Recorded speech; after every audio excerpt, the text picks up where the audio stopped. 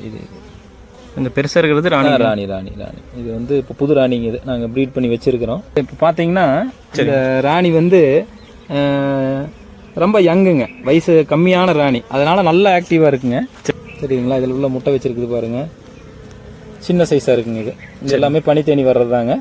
இது வந்து பனித்தேனி கூட்டு புழுவுங்க. இது ஒன்று பொறிச்சு வர்ற இதில் இருக்குதுங்க. ஆண் தேனிக்கு வந்து இன்னும் கொஞ்சம் பெருசாக கட்டு. எங்கள் பேர் தங்கராஜுங்க.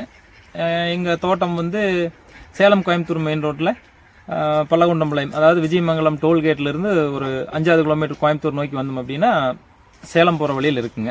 ஆரம்பத்தில் வந்து 2 பெட்டி தான் வாங்கினோம்.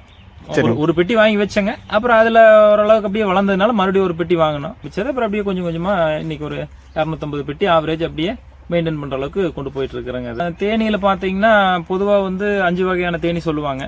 கொசு தேனி, கொம்பு தேனி, அப்புறம் இந்திய தேனி, இத்தாலிய தேனி, மலை தேனின்னு சொல்லுவாங்க. அதில் பார்த்தீங்க அப்படின்னா உங்களுக்கு கொம்பு தேனி, மலை தேனி வந்து வெளிச்சத்தில் அடகட்டி வாழக்கூடிய தன்மை உள்ளதுங்க. அதனால பார்த்தீங்கன்னா அது வந்து நம்ம பெட்டிக்குள்ளே வச்சு வளர்க்க முடியாது. அது வந்து ஒரே அடை தான் கட்டுங்க. தேன் வைக்க கீழே மகரம் தான், அதுக்கு கீழே குஞ்சு வளர்ப்பு, ஒரு சிங்கிள் அடை கட்டி வாழக்கூடிய தன்மை இருக்கிறது. அதனால பார்த்தீங்கன்னா மலை தேனியுமே கொம்பு தேனியும் நம்ம வந்து வளர்க்க முடியாதுங்க.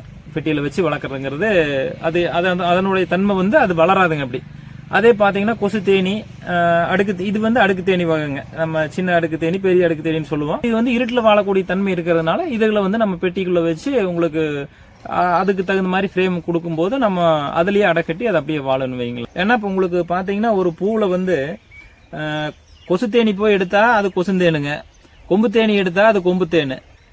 நம்ம இந்தியன் பீ போய் எடுத்துனா அது இந்தியன் பீ ஹனி ஆயிருதுங்க. அது இட்டாலியன் பீ எடுத்து இட்டாலியன் மலத்தேன் எடுத்துனா மலத்தேன் ஆயிருதுங்க. அதாவது பூ ஒண்ணுதாங்க. எந்த பூச்சி போய் எடுக்குதோ அதுக்கு தகுந்த மாதிரி அந்த தேனுடைய தன்மை மாறுங்க. ஏன்னா எந்த தேனினுடைய வயிற்றுக்குள்ள போய் அந்த இன்வெர்டோஸ்ங்கிற அந்த நொதி சுரந்துதான் வந்து அந்த நெக்டரை வந்து ஹனியா மாத்துங்க. அந்த ப்ராசஸ் வந்து எந்த தேனியினுடைய இன்வெர்டோஸ் பண்ணுதோ அதுக்கு தகுந்த மாதிரி தேனுடைய தன்மை மாறிடுங்க. இப்போ ஒரு உதாரணம் எடுத்துட்டீங்கன்னா சோளத்தட்டு ஒண்ணுதாங்க. எருமைக்கு போட்டா அது எருமை பால் கறக்குது, மாட்டுக்கு போட்டா மாட்டு பால் கறக்குது. 2 ஒண்ணுதாங்க. தட்டுங்கிறது காமன். கண்டிப்பா அது என்ன சாப்பிடுதோ அதுக்கு தகுந்த மாதிரி அதே மாதிரிதான் தேனி இல்லைங்க. உங்களுக்கு ஒரு பூல வந்து எந்த தேனி எடுக்குதோ அதுக்கு தகுந்த மாதிரி உங்களுக்கு அது தேன் மாறுன்னு வச்சுக்கங்களேன். ஒரு பூல தேன் எடுக்கக்கூடிய தன்மை அதிகங்க.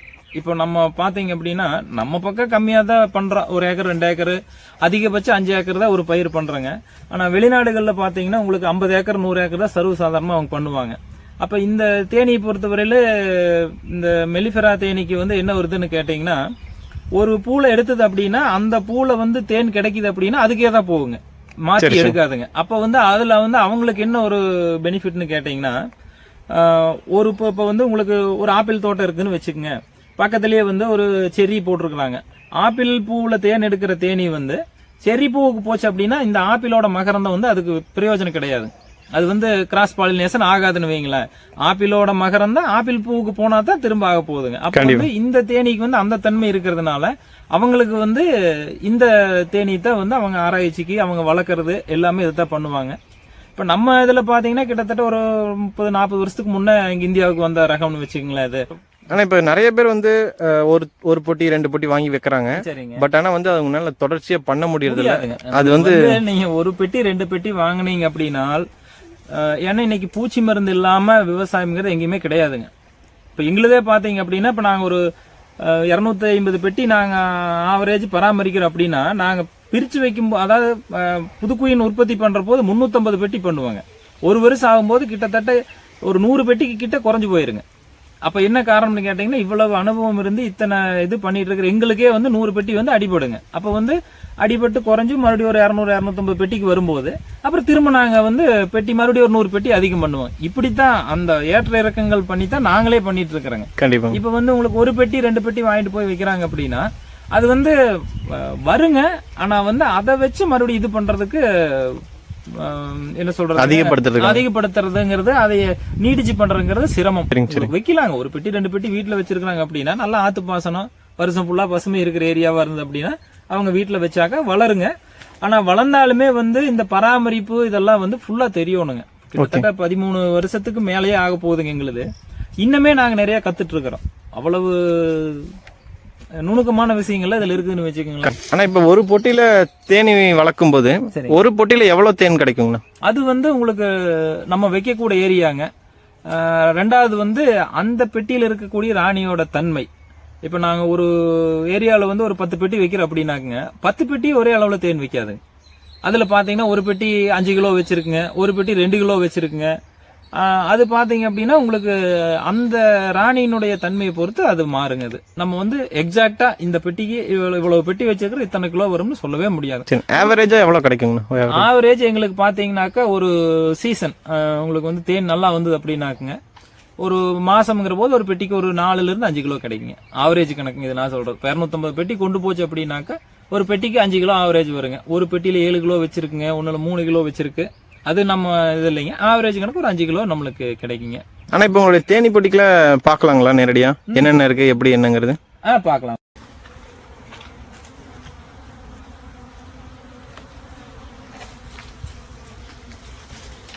இது பாத்தீங்கன்னா சின்ன சைஸுங்க. ராணி உற்பத்திக்காக மட்டும் இது நாங்க இது பண்ணிக்குவோங்க.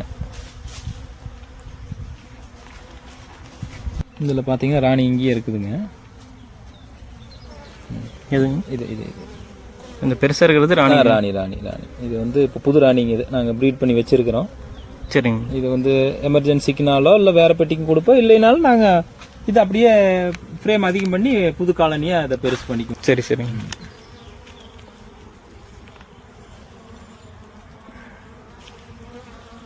இந்த ராணி. சரிங்க சரி. அது இப்போ பார்த்தீங்கன்னா இந்த ராணி வந்து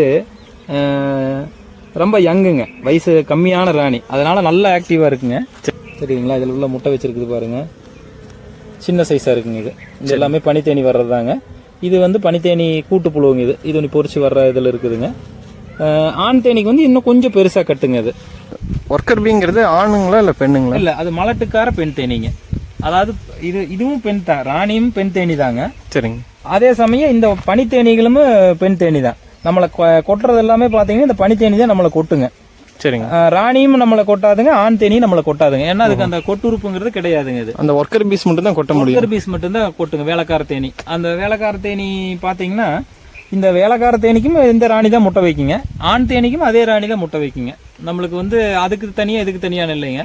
ஒரு ராணி வந்து பறந்து போய் ஆண் தேனி கூட என்ன சேர்ந்துச்சு அப்படின்னாக்குங்க, ஃபர்ஸ்ட் டைம் ஆச்சுன்னா அவ்வளோதான் வைங்களேன், ஒரு நாளைக்கு 2000 முட்டை வைக்கக்கூடிய அளவுக்கு அந்த ஸ்பெர்ம் வந்து அதை ஸ்டோர் பண்ணிக்கங்க அதோட வயிற்றுல. சரிங்க. இதே மாதிரி 8 வருஷத்துக்கு வைக்கிற அளவுக்கு அது ஸ்டோர் பண்ணிருக்குங்க. சரி சரி. ராணி வந்து உங்களுக்கு அந்த அளவுக்கு அது ஸ்டோர் பண்ணிக்கங்க. அது சரிங்க. அப்ப வந்து உங்களுக்கு தேவைப்படும் போது கருவுற்ற முட்டையும், தேவையில்லாத போது அதாவது ஆண் தேனி வரணும் அப்படிங்கிற பட்சத்துல கருவுறாத முட்டையும் வைக்கிறது வந்து ராணி முடிவு பண்ணி வைக்கிறதான்னு வச்சுங்களேன். சரி. இப்போ ஒரு சுத்தமான தேன் அப்படின்னா எத்தனை நாள் வரைக்கும் கெட்டு போகாம இருக்கும்? எவ்வளவு நாள் வேணாலும் இருக்குங்க. அதாவது வந்து என்னன்னு கேட்டீங்கன்னா, இந்த நீங்க வெளியில வந்து 0 டிகிரி இருந்தாலும் சரிங்க, இல்ல 42 டிகிரி அட்மாஸ்பியர்ல இருந்தாலுமே தேனி வந்து உள்ளுக்குள்ள வந்து ஒரு கரெக்டான டெம்பரேச்சர் மெயின்டைன் பண்ணுங்க. அதுக்கு தேவையானது அது எக்ஸாக்டா இன்னும் தெரியலைங்க. அது அந்த ஹனி வந்துங்க கெட்டு போகாதுங்க, கிரானுலைசேஷன் சொல்லுவாங்க, அதாவது உறையக்கூடிய தன்மை ஆகுங்க. அது திரும்ப நீங்க சுடுதண்ணில வச்சீங்கன்னா தேனா மாறிடுன்னு வச்சுங்களேன். அது தேன் கெட்டு போகாதுங்க. தேனுக்கு வந்து எக்ஸ்பைரியே கிடையாதுங்க, அது எவ்வளவு நாள் ஆனாலும் இருக்குங்க. தேன் பொட்டினா அது எவ்வளவு வருங்க ஒரு தேன் பொட்டினோட விலை?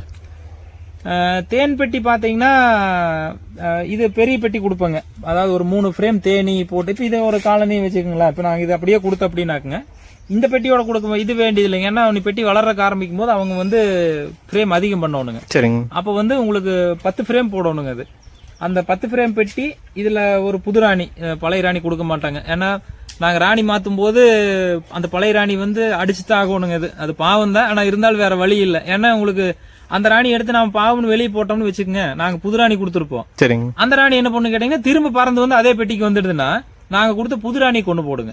சரி சரி. இந்த பனித்தேனி எல்லாமே வந்து ஏன்னா பழைய ராணி தான் அது ராணிய அந்த ஸ்மெல்லு தான் அது ஏத்துருக்குங்க. கண்டிப்பாங்க. அது இல்லைங்கிற பட்சத்துல தான் வந்து இந்த ராணி அதை ஏத்துக்குங்க. அப்ப வந்து நாம புது ராணி கொடுத்துருக்கிற போது பழைய ராணியே உள்ள வந்தது அப்படின்னாக்க அந்த நாங்க கொடுத்த புது ராணியை கொண்டு போடுங்க. அதனால அந்த ராணி அடிச்சுதான் ஆகணுங்க. அந்த ராணியை வந்து நம்ம சேல்ஸுக்குன்னு போட்டு கொடுப்பாங்க. அது அந்த வேலை நம்ம பண்றது இல்லைங்க. ஏன்னா அவங்களுக்கு தெரியாது வாங்கிட்டு போறவங்களுக்கு. சரிங்க. அவங்க ராணி இருக்குதுன்னு காமிச்சா இப்ப நான் உங்களுக்கு காமிச்சேன். கண்டிப்பா. அது வயசான ராணியா உங்களுக்கு புது ராணியாங்கிறது உங்களுக்கு அது தெரியாது. கண்டிப்பா. வாங்கிட்டு போறவங்களுக்கு அந்த அனுபவம் இருக்காதுங்க. அதனால பாத்தீங்கன்னா நாங்க அந்த ராணி கொடுக்க மாட்டோங்க. புது ராணி தான் கொடுப்பாங்க. கொடுத்தா சரிங்க. அந்த புது ராணி போட்டுங்க 3 ஃப்ரேம் போட்டு 10 ஃப்ரேம் பெட்டியோட 7 ஃப்ரேம் காலி ஃப்ரேம் போட்டு கொடுத்துன்னா உங்களுக்கு 7500 கொடுத்துட்டு இருக்காங்க. கணக்கு என்னன்னாங்க, ஒரு ஃப்ரேம் 1000 ரூபாங்க, அடை கட்டி ஃபுல்லா தேனியோடு இருக்கிறது 1000 ரூபாங்க, ராணி 1500 கொடுப்பாங்க. அப்படிங்கிற போது உங்களுக்கு அதே 4500 வந்துருங்க. எங்களுக்கு பெட்டி அது கூலி செய்யறது இதெல்லாம் பார்த்தா அதுல ஒரு 2-3 ரூபா வந்துரும் கிட்ட. அதனால 7500க்கு கொடுக்குறோம்னு வச்சுக்கோங்களேன். சரிங்க. இப்போ உங்களுக்கு நாங்க அந்த ராணி அடிக்கிற ராணி கொடுத்து எங்களுக்கு அதுல 1500 ரூபாய் கம்மி ஆகுங்க. சரி சரிங்க. புரிஞ்சுதுங்களா? எங்களுக்கு புது ராணி அந்த ரேட் வருது. எங்களுக்கு அந்த நாங்க வேற பெட்டில அடிக்கிற ராணி இருக்குன்னு வச்சுக்கோங்க, அந்த ராணி போட்டு கொடுத்தோம்னா எங்களுக்கு மறுபடியும் 1500 ரூபாய் குறையுங்க. கண்டிப்பா. அந்த வேலை நம்ம பண்றது இல்லைங்க. அது முறை இல்லைன்னு வச்சுக்கோங்களேன். புதுசா யாராவது வந்து தேனி பொட்டிகள் வாங்குறாங்க அப்படின்னா அவங்களுக்கான ட்ரைனிங் நீங்க கொடுப்பீங்களா? இல்ல ட்ரைனிங்னா, ஏன்னா இதுல நடைமுறையில் இவ்வளவு இது இருக்குதுங்க. நான் ஃபர்ஸ்ட் வந்து சொல்லிடுவாங்க. ஏன்னா இன்னைக்கு விவசாயம் பண்றவங்க வந்து கஷ்டத்துல இருக்கிறாங்க. நம்ம வியாபாரத்துக்காக அவங்கள கஷ்டப்படுத்த கூடாதுங்க. நான் வந்து ஓப்பனா சொல்லிடுவேன். இப்போ உங்ககிட்ட சொன்னது அத்தனையும் அவங்க கிட்ட சொல்லுவேன். இந்த மாதிரி இருக்குதுங்க, ஒரு பெட்டி வச்சீங்கன்னா அந்த ராணி நல்லா இருக்க வரையில 1 வருஷமோ 2 வருஷமோ உங்களுக்கு மருந்துகள் வந்து அந்த ராணி தாக்காத வரையில உங்களுக்கு அது பிரச்சனை இல்லை. பாய்சன் அட்டாக் ஆயிடுச்சு அப்படின்னா ராணி வீக் ஆகுங்க, முட்டையிடக்கூடிய திறன் குறையும். அப்போ வந்து நம்ம வந்து உங்களுக்கு அந்த பெட்டியை காப்பாத்துறங்கிறது வந்து சிரமம். இப்ப நாங்களா இருந்தோம்னா அந்த பெட்டி இன்னொரு பெட்டி கூட சேர்த்து விடுவோம், இல்ல வேற ராணி எக்ஸ்ட்ரா வச்சிருப்போம். ட்ரைனிங் அப்படிங்கறது வந்து ஒரு நாள்ல பழக முடியாதுங்க. பேசிக் தெரிஞ்சுக்கலாம், எப்படி பண்றாங்க எப்படி என்னன்னு சொல்லி கொடுக்கலாங்க. ஆனா வந்து மறுபடியும் கத்துக்கிறது அப்படின்னா அனுபவம் ஆகணுங்க. 3-4 வருஷம் நீங்க அதுலயே டீப்பா இருக்கணுங்க. உங்களுக்கு வந்து அதுல என்னென்ன இருக்குது என்னங்கிறது எல்லாம் தெரிஞ்சுட்டு தான் அப்புறம் நீங்க வந்து அந்த தேனி வளர்ப்புங்கிறது பண்ண முடியுங்க.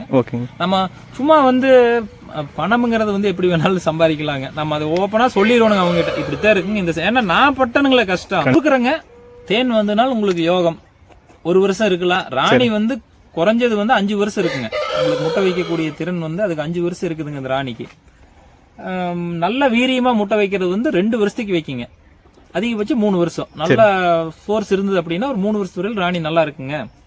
நீங்க கொண்டு போய் வச்சீங்கன்னா 3 வருஷம் தேன் எடுத்தீங்கன்னா உங்களுக்கு நீங்க வாங்குற காசுக்கு உண்டானது வந்துடும். அப்படியே காலியானாலும் பெட்டி மிச்சங்க. அதுல நீங்க திரும்ப வேணா நான் உங்களுக்கு புது ராணி போட்டு காலனி போட்டு கொடுத்துருவோம். அது உங்களுக்கு யூஸ் ஆயிட்டு தான் இருக்கு. சப்போஸ் நீங்க கொண்டு போய் வச்சதே போயிடுச்சுன்னா உங்களுக்கு பணம் போயிருங்க. நீங்க இந்த ரிஸ்க்குக்கெல்லாம் நீங்க சம்மதம்னா நான் உங்களுக்கு பெட்டி கொடுக்குறேங்க. இதுதான் உண்மை, நான் சொல்லி கொடுத்துறேன். ஒரு கிலோ தேன் வந்து என்ன பிரைஸ்ல கொடுத்துட்டு இருக்கீங்க? இது வந்து பாத்தீங்கன்னா ஃபாரஸ்ட் சீசன் ஹனின்னு சொல்லுவாங்க ஒண்ணு. அது பாத்தீங்கன்னா நல்ல டீப் ஃபாரஸ்ட் இருக்கிற ஏரியாவுகள்ல நாங்க அவங்க தோட்டங்கள் பக்கத்துல இருக்குமுங்களா. அப்ப உங்களுக்கு பாத்தீங்கன்னா ஃபாரஸ்ட், அதுக்கு பக்கத்துல தோட்டங்கள், அந்த லைனுக்கு ஒரு சீசன் கொண்டு போவாங்க. அந்த தேன் வந்து 500 ரூபான்னு கொடுத்துட்டு இருக்கிறாங்க. முருங்கைப்பூ சீசன் கொண்டு போவாங்க. நிறைய இருக்குங்க. தும்பை போவாங்க, முந்திரி அப்படின்ட்டு வகை வகையா கொண்டுட்டு போயிட்டு இருப்போம்னு வச்சுக்கோங்களேன். அப்ப அந்த சீசன்ல வந்து உங்களுக்கு அவங்க கேட்கும்போது கொத்தமல்லிக்கு கொண்டுட்டு போவோம். அவங்களுக்கு எந்த தேன் இருக்குதோ அதுக்கு தகுந்த மாதிரி நாங்க இது 500 ரூபாய்க்கு கொடுக்குறோங்க. அப்புறம் முருங்கை மற்ற வெரைட்டி எல்லாம் பாத்தீங்கன்னா எங்ககிட்ட பாத்தீங்கன்னா 850 ரூபா வரையில இருக்குதுங்க. 500, 600, 750, 800, 850 அப்படி அந்த ஹனியை பொறுத்து அது மாறும்னு வச்சுக்கோங்களேன். இது பாத்தீங்கன்னா இப்ப இருக்கிற ரகம் இது பாருங்க. இது முருங்கை தேனுங்க. இது முருங்கை தேனு. ஆமா, முருங்கைப்பூ சீசன்ல எடுத்ததுங்க. இது வந்து தும்பப்பூ தேனுங்க. வெள்ளையா இருக்குங்க தேனு. எடுத்து 1 மாசம் ஆனதுனால கொஞ்சம் அப்படியே செவந்த மாதிரி ஆயிருக்குன்னு வச்சுங்களேன். சுத்தும் போது வெள்ளை வெள்ளையான்னு இருக்குங்க. இது தும்பப்பூ தேனு. இது சரிங்க. இது பாத்தீங்கன்னா இது ஒரு என்ன சொல்றாங்க, இது அதிர்ஷ்டவசமா எங்களுக்கு கிடைச்ச தேனுங்க. இது இந்த தேன் பாத்தீங்கன்னா ரொம்ப ரேருங்க. நாங்களே 7 நாள் வரையில எடுத்தது இல்லைங்க. இந்த முடக்கத்தான் சீசன்ல எடுத்த தேன் வந்துங்க இத ஸ்பெஷலா ஸ்டோர் பண்ணி வச்சிருக்கிறோம் வைங்களேன். இது சேல்ஸ் கூட ஜாஸ்தி கொடுக்கறது இல்லைங்க. சரி, ஓகேங்க. இவ்வளவு நேரம் தேனி வளர்ப்பை பத்தி நிறைய தகவல்கள் சொல்லியிருந்தீங்க. ரொம்ப நன்றிங்கண்ணா. மீண்டும் இன்னொரு வீடியோல சந்திக்கலாம். நன்றி, வணக்கம்ண்ணா.